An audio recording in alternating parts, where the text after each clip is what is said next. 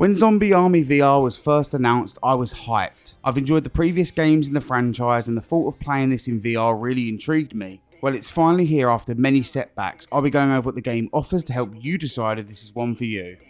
First off, before we jump into the review, I'd like to remind you all to hit that subscribe button, leave a comment and a like. The support really means a lot to me. So without further ado, let's crack on with the review. There is a story, but it's one that didn't grip me at all. The story goes over some previous bits such as taking out zombie Hitler, but even after that, the dead army are still rising. You play as a dead hunter who remains on the field taking out vast amounts of zombies while fulfilling tasks given to you. You progress through various locations with a lot of dialogue, but they never made me want to stop and listen. If you're here for a story game, then I'd say look somewhere else.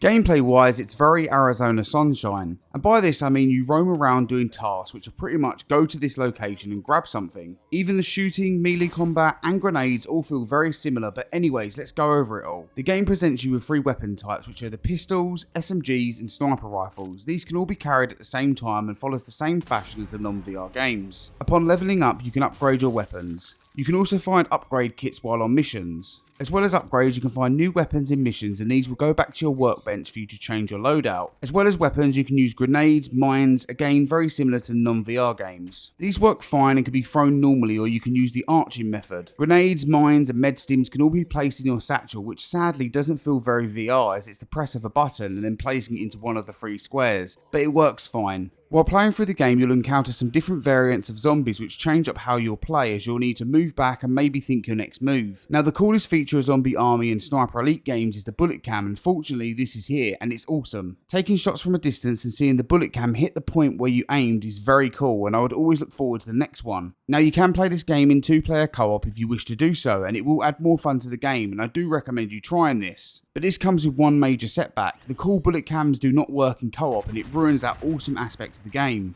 The game also features multiple collectibles and leaderboards to keep you coming back for more.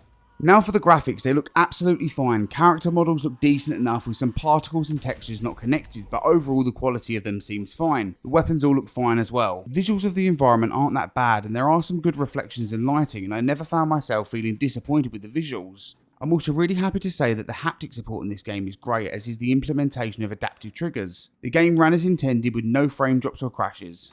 Let's go over the settings. First off, there are a lot, and these range from comfort to accessibility. You have the usual smooth and snap turning, which work fine, but if you really want to go wild and adjust the settings for them to be to your liking, then you can do so. I also played the game seated and I had no issues doing so. But if you do play the game seated, you will need to adjust your belt height, which is in the accessibility menu, otherwise you will grab magazines when going to get your weapon off your back.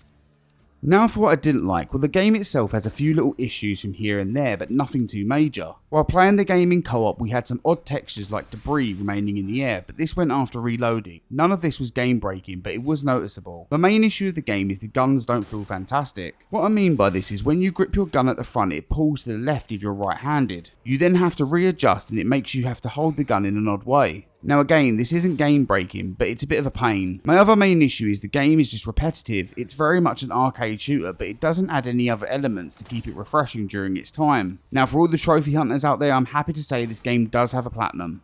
Overall, Zombie Army VR is fun, but it certainly didn't hit my expectations that I had. Now I could say they were probably too high to begin with, but either way I haven't walked away entirely disappointed. The gameplay is fun, the co-op works great, and the bullet camera is fantastic. Mowing down hordes of zombies in VR has been done so many times before, and Zombie Army VR doesn't do anything to set itself apart, but at the end of it all, I had fun. And the game functions well. I'm also grateful that the PSVR2 port is done well. The haptics really added to the experience. So, should you get this game? Well yes, if you enjoyed games like Arizona Sunshine and enjoy mindlessly taking out hordes of zombies, then this game has it. However, if you're tired of games that don't reinvent the wheel, then avoid this one. This concludes my review for Zombie Army VR. If you've enjoyed this video, then make sure to stick around. I cover PSVR2, Quest and PC VR, so I'm sure you'll find something that interests you. Thanks for watching and have a great day.